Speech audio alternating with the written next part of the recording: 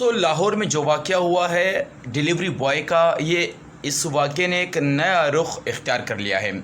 آمنہ جو خاتون ہے اس کے تقریباً 8-10 بیانات میں نے دیکھے ہیں جو انٹرویو لوگوں نے لیے ہیں، اس ہر بیانات میں الگ الگ ان کا موقف سامنے آیا ہے۔ پھر جب ان کے ہسبینڈ کی بیانات آ رہے ہیں، سوشل میڈیا کے لوگ انٹرویو ان سے لے رہے ہیں، تو ان کا ہر بیان ایک دوسرے سے اختلاف رکھتا ہے۔ اور ساتھ ساتھ میں پولیس کا ایک عجیب اور غریب بیان آیا ہے۔ عجیب اور غریب نہیں، میں تو سمجھ رہا ہوں کہانی کے جڑ اس نے بتا دی ہے۔ تو اس کہانی کے جڑ میں یہ سامنے آیا ہے کہ وہ بتا رہے ہیں کہ اگر اس کی ساتھ، یہ خاتون کے ساتھ ان کی کافی ریلیشن شپ تھی 5-6 مہینے سے، اس لڑکے کی، ڈیلیوری بوائے کی، رئیس کی۔ تو اس کی ثبوت کس چیز سے ملی؟ جو ہم لوگوں نے کال ڈیٹا نکالا ہے۔ تو وہ انٹرویو میں نے دیکھا، میں چونک گیا، میں نے کہا واہ یار، کیونکہ یہ تو حقیقت ہے، کال ڈیٹا تو نکلتا ہے۔ تو دوستو میں آپ لوگ کو ایک کہانی بتاتا ہوں، اپنے تمام بہن بھائیوں کو ان چیزوں سے، ان گند اور غلاظت سے بچانے کے لیے، اس برائی سے نکالنے کے لیے ایک پیارا سا میسج آپ لوگوں کے ساتھ شیئر کرنا چاہ رہا ہوں۔ اگر کوئی انسان اپنی زندگی بچانے کی کوشش کرتا ہے، جس طرح میں اپنی ذاتی طور پہ عورت کو، چاہے ماں ہو، چاہے بہن ہو، چاہے بیوی ہو، چاہے بیٹی ہو، ایک مرد کا 4 عورتوں سے رشتے ہوتے ہیں، جو میں نے 4 نام لیے، وہ میں ذاتی طور پہ ان کو اپنی عزت سمجھتا ہوں۔ اگر میری عزت پہ آنچ آئے گا تو میں کچھ بھی کرنے کو تیار ہوں گا، لیکن سب سے پہلے میں معلومات کروں گا اور میں اس جانکاری میں ضرور جاؤں گا کہ کیا پتہ میری عزت ہی کہیں بکر تو نہیں گئی۔ پہلی بات۔ دوسری بات، میرے ساتھ ایک واقعہ ہوا تھا آج سے تقریباً 7-8 سال پہلے۔ میں نے ایک دن ایک میسج کیا، ایسے ہی بیٹھا ہوا تھا، نمبر ملا اور میں نے اس پہ میسج کر دیا، ہائے ہاؤ آر یو، اور اس کا جواب آیا کچھ ٹائم بعد کہ جی کون؟ میں نے کہا کہ آپ مجھے نہیں جانتے؟ تو اس نے مجھے کہا جی میں آپ کو نہیں جانتی۔ تو میں کنفیوز ہو گیا، میں نے کہا یہ لڑکی ہے، میں آپ کو نہیں جانتی۔ تو وہ میسج میں نے پڑھ لیا۔ تو اس کے بعد اس کو میں نے بولا کہ چلو ٹھیک ہے، آپ مجھے نہیں جانتے، کوئی بات نہیں، اٹس اوکے۔ خیر دن گزر گیا، میں تو نو پرابلم، مستی میں تھا۔ شام کے اس کے ہسبینڈ کے کال آنا شروع ہو گئی اسی نمبر سے۔ میں نے کال اٹینڈ نہیں کی، میں نے SMS میں جواب دیا، میں نے کہا جی بتائیے، میں بیزی تھا۔ تو اس نے مجھے بتایا کہ میں آپ سے بات کرنا چاہتا ہوں۔ میں نے کہا آپ SMS پہ بات کریں۔ تو اس نے میرے ساتھ بات کی اور مجھے بولا کہ بھائی آپ نے میرے فیملی ممبرز میں سے میری وائف کو میسج کیے۔ تو میں نے اس کو پوری تفصیل بتائی۔ میں نے کہا بھائی جان میں یہاں کا رہائشی ہوں اور میں ایسے ہی مستی مذاق میں بیٹھا ہوتا، نمبر ملا اور میں نے غلطی سے کر دیا۔ اگر آپ مجھ سے معافی چاہتے ہو تو میں معافی دینے کو تیار ہوں، مانگنے کو تیار ہوں معافی۔ اور اس کے بعد میں نے 2-3 میسجوں کے بعد جب مجھے پتہ چلا کہ خاتون ہے، اس نے مجھے منع کیا، پھر اگر میں نے میسج کیا ہو تو اب مجھے جو جرمانہ یا جو میرے کو کہنا چاہو گے کہہ سکتے ہو۔ تو اس نے کہا کہ میں آپ کا شکریہ ادا کرنا چاہتا ہوں کہ آپ نے بات مان لی، اور میں اپنی وائف کا بھی شکریہ ادا کرنا چاہتا ہوں کہ اس نے مجھے بتایا۔ تو اس واقعے سے مجھے آج سبق ملتا ہے۔ کیا سبق ملتا ہے اس واقعے سے؟ کہ یہ سبق ملتا ہے کہ جس طرح اس خاتون نے اپنے ہسبینڈ کو موبائل دیا کہ میرے نمبر پر کسی انجان بندے کا SMS آیا، میں نے جواب دیا کہ جی کون ہو سکتا ہے، رشتہ دار ہو سکتا ہے۔ تو اس نے بتایا کہ آپ مجھے نہیں جانتے، میں نے کہا نہیں جانتا۔ تو پھر وہ 1-2-3 میسج اور ہوئے، اور اسی طرح اس کو میں نے کہا کہ میں ہاؤس وائف ہوں، آپ میرے گھر میں میسج مت کرے گھر کے نمبر پر۔ تو اس نے مان لیا، لیکن یہ آپ تسلی کے لیے چیک کر لیں اور ان سے بات بھی کرنا چیک کر لیں۔ تو اس کا ہسبینڈ کا اپنی وائف پہ بھروسہ بنا،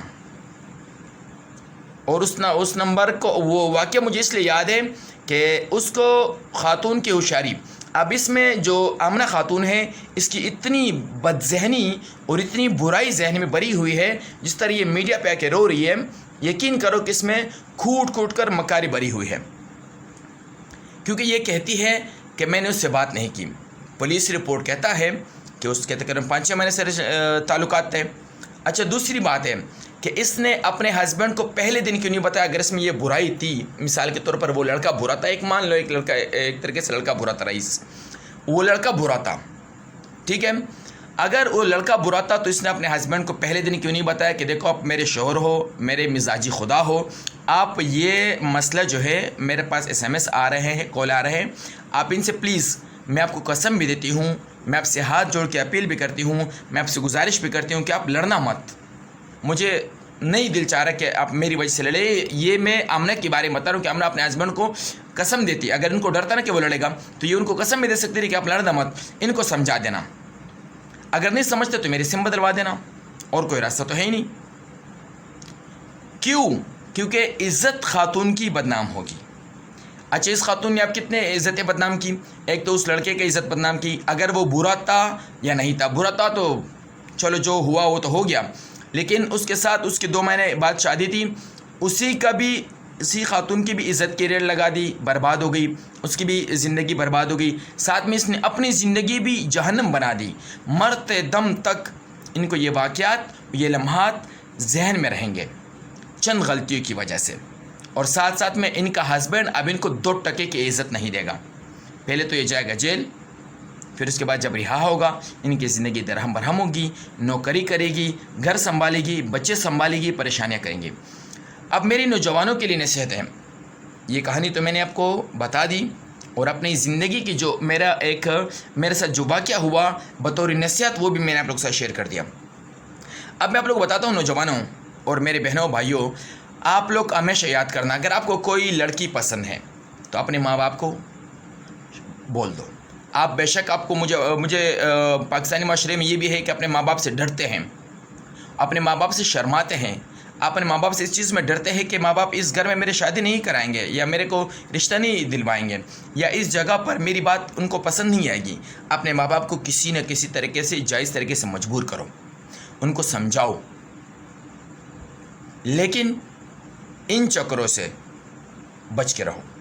اگر آپ کو کوئی لڑکی پسند ہے تو آپ سب سے پہلے ان سے رشتہ جوڑو, ان کے بعد پھر ان سے بات کرتے رہنا, شادی کر لینا, اپنی زندگی بنانے کی کوشش کرنا.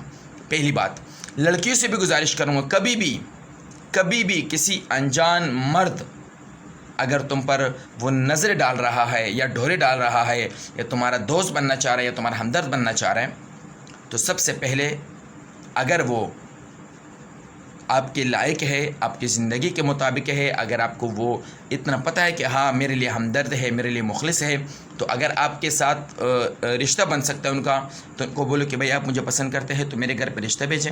نہیں کرتے ہیں تو یہ فضول کی SMS بات کرنا کالوں پہ ساری رات. آج کل ہماری نوجوان نسل میں یہ بھی چیزیں پیدا ہوئی, پوری رات بات کرتے ہیں, پوری دن SMS میں بات کرتے ہیں. یہ بھی ایک بہت بری عادت پیدا ہوئی ہے. تو نکاح کو فروغ دو, فحاشی کو نہیں, کیونکہ جب نکاح کو فروغ دو گے تو اس طرح واقعات نہیں ہوں گے. اگر آپ اپنے دل کی یا اپنی مثال کے طور پر آپ لے لو, آج کل نوجوان نسل کر رہے ہیں نا کہ ہاں بھائی کیا ہوتا ہے اس میں, تھوڑی سی بات تو کر رہا ہوں میں, اسی طرح تھوڑی سی باتوں میں کیا بن گیا, کتنے گھر برباد ہوئے, کتنی زندگی عذاب بن گئی, کتنے لوگ زندہ سے اب مردہ رہ رہے ہیں. مثال کے طور پر اب اس لڑکے کی پوری فیملی, جو لڑکا رئیس جن کا قتل ہوا ہے, ان کی پوری فیملی ایک طریقے سے جہنم میں اب جیے گی مرتے دم تک. ان کے جو بہن بھائی ہیں, ان کے جو والدین ہیں, مرتے دم تک وہ یاد رکھیں گے. پہلی بات.